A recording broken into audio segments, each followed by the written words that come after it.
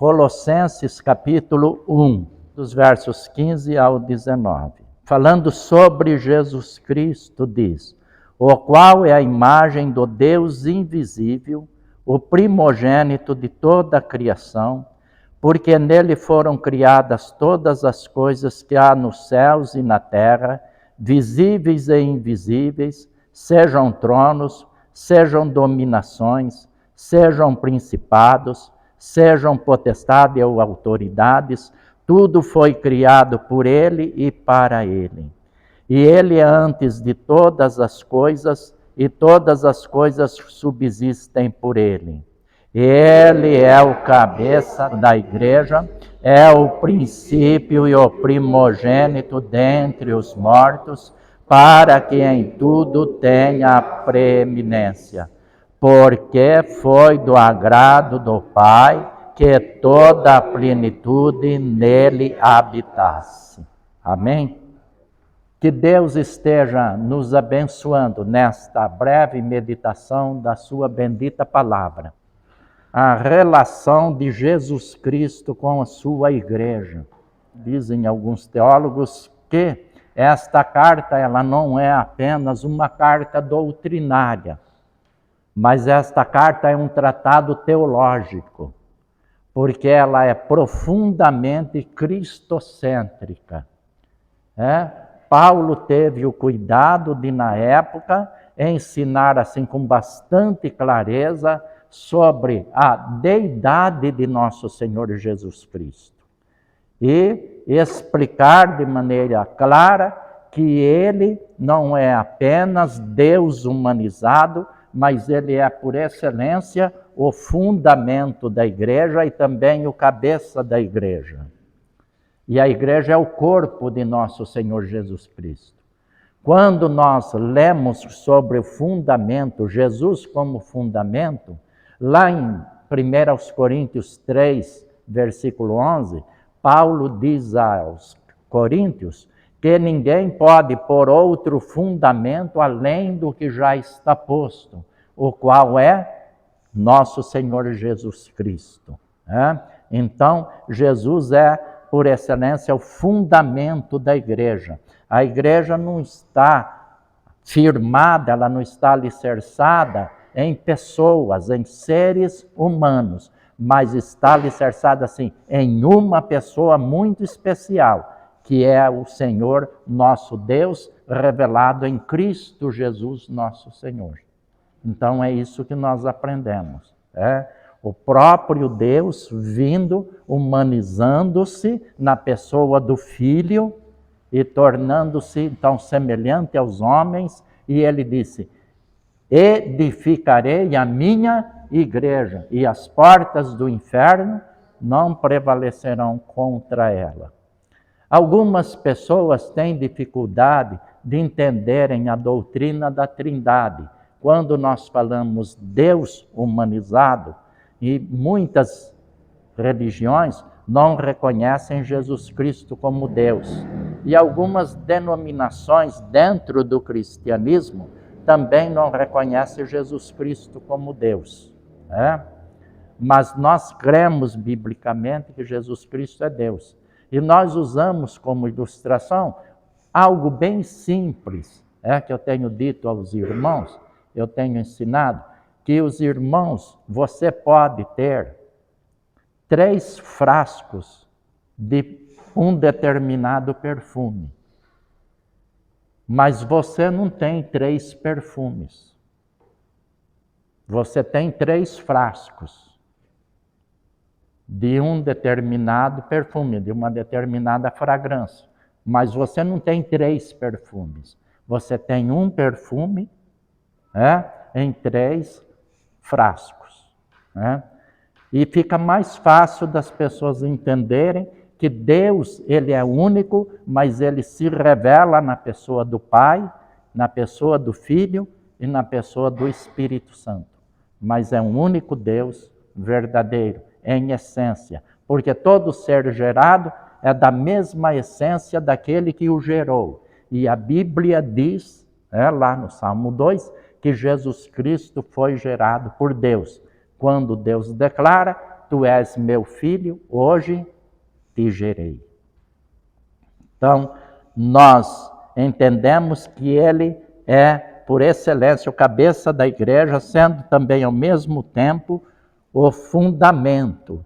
Ele é o governante, é ele que está no comando, é ele que planeja, é ele que dirige, é ele que guia, é ele que inspira, é ele que controla a igreja e com sabedoria. Às vezes nós ficamos preocupados porque a igreja tem passado por momentos difíceis na sua história. A igreja, desde a sua origem ali em Jerusalém, nós vamos ver ali no capítulo 2, a igreja sendo organizada ali em Jerusalém, com a descida do Espírito Santo, mas nós vamos ver ali também já começando a perseguição contra os apóstolos, que já foram presos, Pedro e João, quando operaram o primeiro grande milagre, lá na porta formosa do templo em Jerusalém. Nós vamos ver eles já sendo presos. E depois, no capítulo 8 de Atos, a grande perseguição promovida por Herodes, porque ele baixou a mão como governante para maltratar os crentes, maltratar a igreja, e a igreja foi dispersa. Mas eles foram dispersos e foram falando de Jesus, anunciando Jesus Cristo. E a igreja foi assim crescendo. Porque o projeto de Deus não era que a igreja ficasse parada ali no templo em Jerusalém, mas que ela crescesse, que ela fosse da Judéia para Samaria e até os confins da terra, né? Ser-me-eis testemunha tanto em Jerusalém como na Judéia, Samaria e até os confins da terra. É isso que nós aprendemos na palavra de Deus.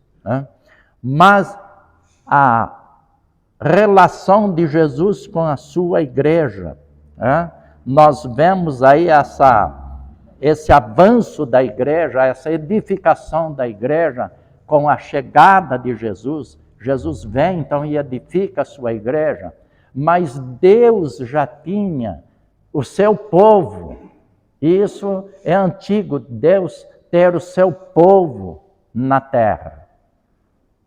Por exemplo, quando nós olhamos para a história de Israel, quando nós vemos a história de Israel, lemos a história de Israel, quando Deus separa Abraão, o grande patriarca, eu disse há pouco que ele é patrono das 3 maiores religiões do mundo, se não das maiores, mas as mais conhecidas, né? O cristianismo, o islã e também o judaísmo.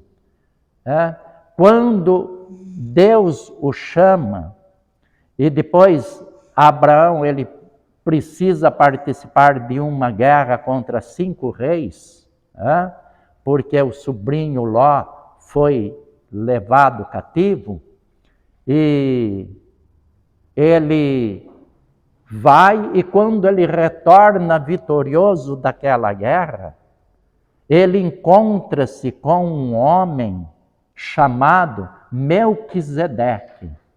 E a Bíblia diz que esse homem era sacerdote do Deus Altíssimo.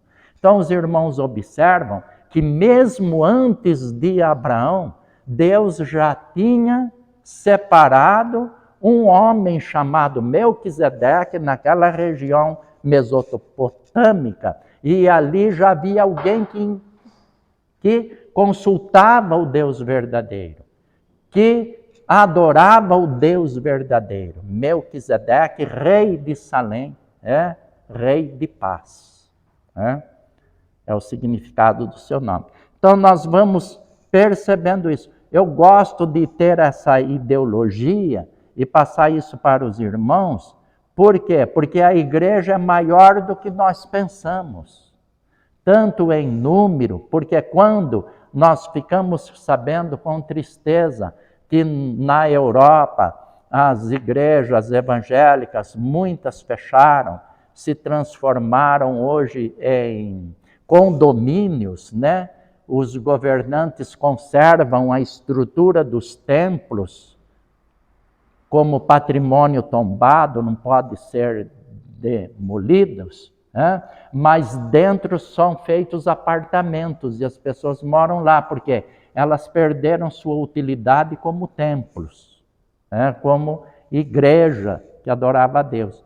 Mas nós sabemos, enquanto o trabalho ali parece ter diminuído, esfriado, na China e em outros países do mundo, na Coreia, por exemplo, na Coreia do Sul, a igreja hoje passa de 50% da população.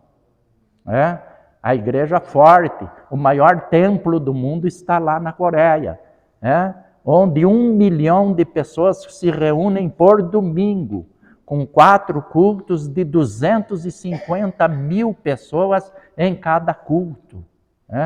Então é um verdadeiro estádio, muito grande. E ali eles louvam a Deus, adoram a Deus. Em tantos outros países a igreja tem crescido. Por quê? Porque o fundamento é Jesus, o orientador é Jesus. E ele disse que edificaria a sua igreja e as portas do inferno não prevaleceriam contra ela. Então, é essa relação de Jesus com a sua igreja. Eu gosto do Salmo 100, porque ele diz: celebrai com júbilo ao Senhor, todos os moradores da terra. Servi ao Senhor com alegria e apresentai-vos a Ele com cântico. Por quê? Porque foi Ele que nos fez povo seu e ovelhas do seu pasto. Olha que maravilha. Então, o Senhor nos escolheu. Foi Ele que nos fez povo seu e ovelhas do seu pasto. E as pessoas também têm, ouvindo o Evangelho, têm a oportunidade de se tornarem ovelhas do Senhor. Por isso Jesus mandou pregar o Evangelho. Nós não somos aqui totalmente calvinistas nem arminianistas, né? Por quê? Porque os extremos são perigosos. Perguntaram para mim: pastor, você é calvinista ou você é arminianista? Eu disse: não, eu sou bíblico, crê no Senhor Jesus Cristo e será salvo. Você tem que crer. Creia no Senhor Jesus Cristo e você será salvo. Esta é a orientação apostólica. E você, crendo, você tem a salvação. Porque nós vemos pessoas que elas têm a oportunidade e desperdiçam a oportunidade. Jogam a oportunidade fora. E uma das coisas que eu aprendi é que Deus, como Deus, existem algumas coisas que Ele não pode deixar de fazer. Certa vez eu preguei uma mensagem onde eu disse que havia 3 coisas, no mínimo, que Deus não podia fazer. Deus não pode mentir. Deus não pode deixar de salvar uma pessoa que quer ser salva. E Ele também não salva uma pessoa que não quer ser salva. Por quê? Porque Ele nos deu o quê? Livre-arbítrio. Agora, Deus intervém no nosso livre-arbítrio? Sim, com certeza. Nós vemos isso na história de Jonas. O Jonas não queria ir para Nínive, mas ele foi. Foi o primeiro homem que andou de submarino, mas ele foi. Ele foi. Não queria ir, mas foi. Moisés queria ser o grande legislador? Não queria. Por 4 vezes ele questionou com Deus. 4 vezes ele questiona com Deus. Até que a Bíblia diz lá em Gênesis que o que aconteceu? A Bíblia diz que Deus disse: Moisés, basta, chega. E o Senhor se indignou contra Moisés. Indignou-se contra Moisés. Então nós somos, amados irmãos, estamos aqui. O Senhor nos alcançou com a sua graça, com o seu Evangelho, e nos deu este privilégio bendito, e nós aceitamos, acatamos, ouvimos esse chamado e aqui estamos. E somos abençoados, fomos escolhidos, resgatados, perdoados por Jesus Cristo, estamos escondidos e seguros, como cantamos há pouco o hino do pastor Manuel Abelino de Souza, né? Seguro estou, não tenho temor do mal, sim guardado pela fé no meu Jesus. Não posso duvidar desse amor real.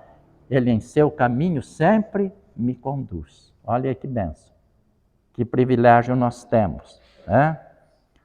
E Paulo, escrevendo aos cristãos de Éfeso, no capítulo 2, no versículo 6, ele diz que Deus nos ressuscitou juntamente com Cristo e nos fez assentar nos lugares celestiais em Cristo Jesus. Jesus é, por excelência, o princípio, significa que ele é a fonte, ele é antes de todas as coisas, né?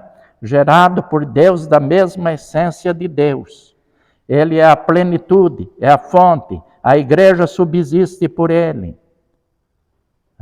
Onde está Jesus, está a igreja de Cristo. Há um provérbio em latim que diz, ubi Petrus, ibi ecclesia, significa onde está Pedro, está a igreja. Mas nós não podemos concordar. Porque quando Jesus disse, eu edificarei a minha igreja sobre esta pedra, ele se referia a si mesmo, e não à pessoa de Pedro.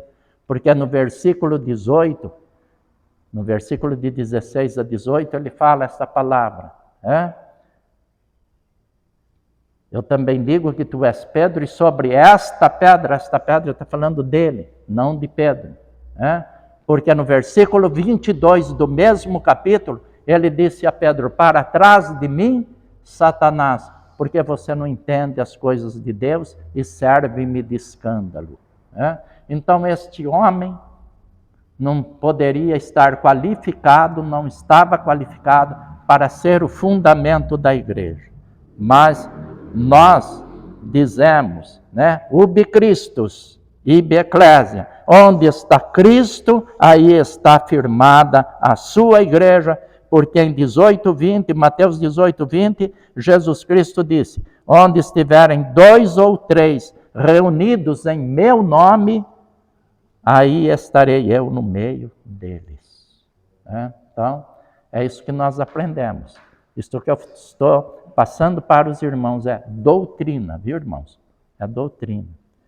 É a firmeza da nossa fé tem que estar em Jesus Cristo e não em personalidades, pessoas, por mais intelectuais que elas sejam, por mais bem preparadas que elas sejam, mais autoridade que elas possuam, a nossa fé, a nossa confiança tem que estar firmada em Jesus Cristo e na sua palavra, e não em personagens, pessoas.